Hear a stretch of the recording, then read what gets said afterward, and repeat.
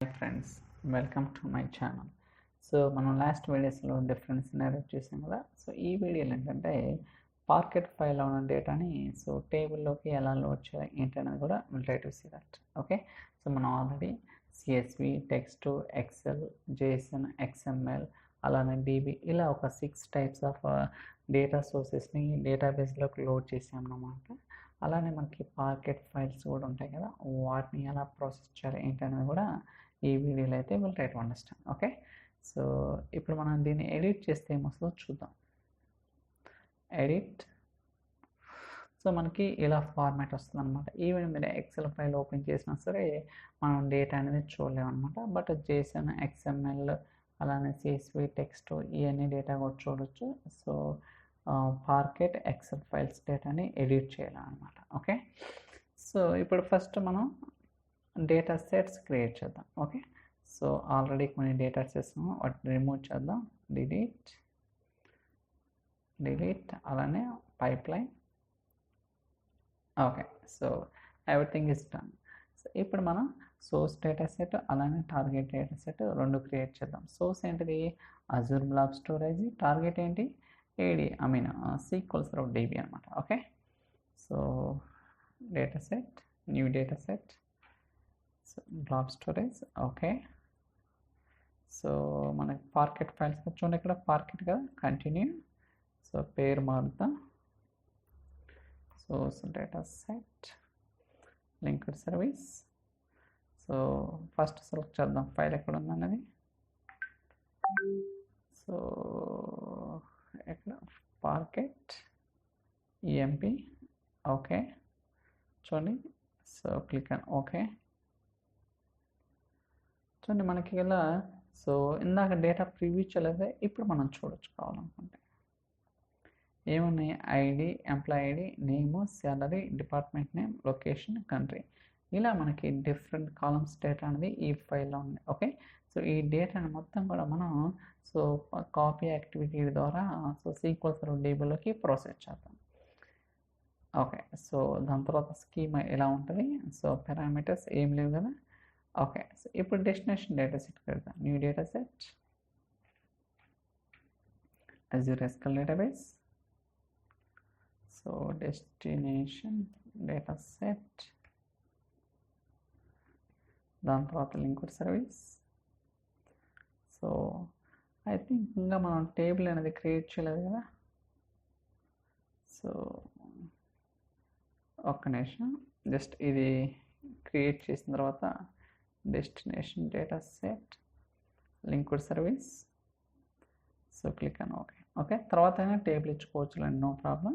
So first data సెట్లో ఏమేమి ఉన్నాయి కాలం చూద్దాం. సో ఐడి, ఈఎంపీ నేమ్, ఇలా మనకి డిఫరెంట్ కాలమ్స్ ఉన్నాయి కదా.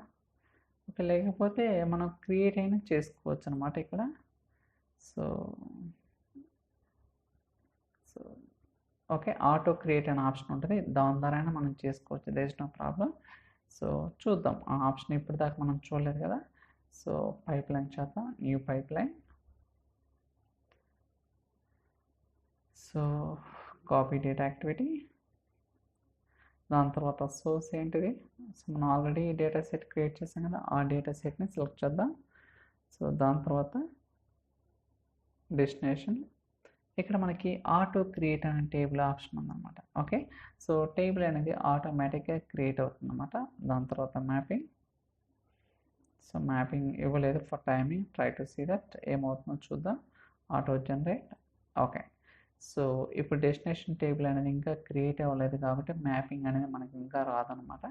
సో అందువల్ల సింక్ చూడండి, ఆటో క్రియేట్ టేబుల్ ఆప్షన్ ఏంటి? నన్ను ఆటో క్రియేట్ టేబుల్ అనమాట. So general, sync, mapping, settings, user properties.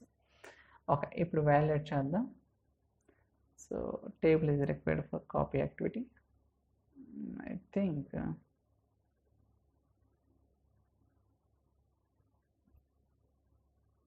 Sorry, test. Okay, so ఇప్పుడు ఎగ్జిక్యూట్ చేద్దాం. Validate. So debug.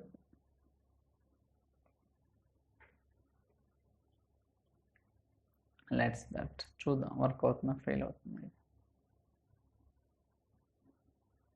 Still it's loading.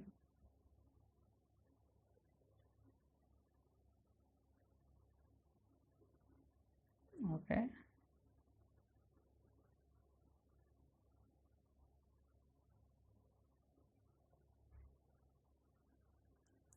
So సింక్లో ఏమి ఇచ్చా,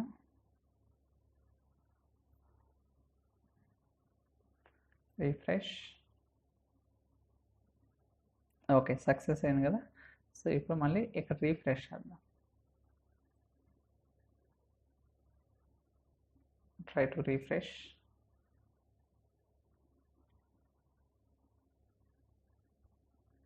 tables,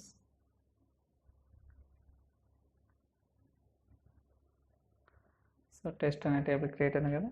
let's try to select star from test. Okay, execute. చూడండి data వచ్చేసింది కదా. So ఈ test అనే టేబుల్ ఇంతకు ముందు లేదనమాట, జస్ట్ నేను నేమ్ మాత్రమే డిఫైన్ చేశాను. ఆటోమేటిక్గా కాపీ యాక్టివిటీ ఎగ్జిక్యూట్ అయ్యేటప్పుడు మనకి టేబుల్ అనేది క్రియేట్ అయింది. సో ఎక్కడంటే ఆప్షన్ ఇవ్వాల్సింది చూడండి ఇక్కడ. So auto create table, but మీరు ఏదైతే డేటా సెట్ క్రియేట్ చేస్తున్నారో అక్కడ మీరు ఖచ్చితంగా డిఫైన్ చేయాల్సి ఉంటుంది అన్నమాట. ఓకే, సో ఫర్ ఎగ్జాంపుల్ ఇప్పుడు so demo parquet data. Okay, ఇలా టేబుల్ నేమ్ ఇచ్చా కదా. ఇప్పుడు ఈ టేబుల్ నేమ్ మనకి సీక్వెల్ సర్వర్లో లేదు, కావాలంటే వెరిఫై చేద్దాం చూడండి. So select star from. Okay, ఇప్పుడు ఇది రన్ చేద్దాం. So no object name, involve object name అంటే ఏంటి, నథింగ్ బట్ మీరు ఏ ఆబ్జెక్ట్ అయితే ఎగ్జిక్యూట్ చేస్తున్నారో ఆ ఆబ్జెక్ట్ అనేది లేదనమాట. సో ఇప్పుడు మనం ఈ పైప్ లైన్ ఏదైతే క్రియేట్ చేస్తామో అది ఎగ్జిక్యూట్ చేసినప్పుడు ఇది ఈ టేబుల్ అనేది ఆటోమేటిక్గా క్రియేట్ అవుతుంది. ఎందుకంటే మన సింక్లో ఇక్కడ టేబుల్ ఆప్షన్ అనేది నన్ను ఆటో క్రియేట్ టేబుల్ అనమాట. ఆటో క్రియేట్ టేబుల్ అంటే ఏదైతే మీరు డేటా సెట్ క్రియేట్ చేసేటప్పుడు టేబుల్ నేమ్ ఇస్తారో అది ఆటోమేటిక్గా క్రియేట్ అవుతుంది అనమాట. ఓకే, సో ఇప్పుడు మళ్ళీ రన్ చేద్దాం. Let's that debug.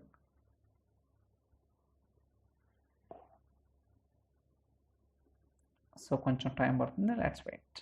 సో మీ ఈమెయిల్ కావాలంటే ఇక్కడ ఎగ్జిక్యూట్ చేసుకోవచ్చు. ఇంకా క్రియేట్ అవ్వలేదు కదా చూడండి. సో డేటా వచ్చేసింది కదా. సో ఈవెన్ పైప్ లైన్ కూడా సో ప్రాసెస్ అయి ఉంటుంది. Let's that success. ఇలా మనం ఏంటంటే సో పార్కెట్ ఫైల్లో ఉన్న డేటాని కూడా మనం డెస్టినేషన్ టేబుల్స్కి మూవ్ చేసుకోవచ్చు. ఓకే, సో ఇలా రకరకాలుగా ఉంటుంది అనమాట business use cases. Okay, so కాకపోతే మనకి ఇక్కడ so for example meta data చూద్దాం. SP_help. సో ఇందాక UTT ఉంది కదా. సో చూద్దాం ఇక్కడ కూడా మనకి తెలుసుకోవాలన్నమాట కొన్నిసార్లు. ఎగ్జిక్యూట్.